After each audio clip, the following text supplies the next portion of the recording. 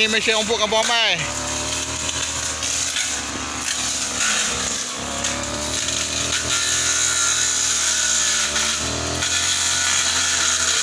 Tu dia, tebang pokok boleh mesin rumput ni.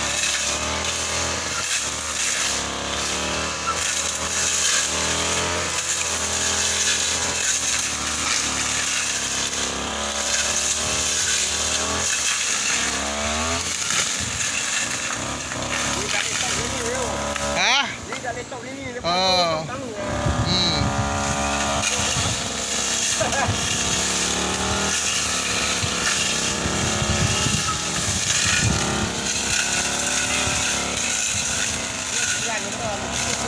Kena bakar.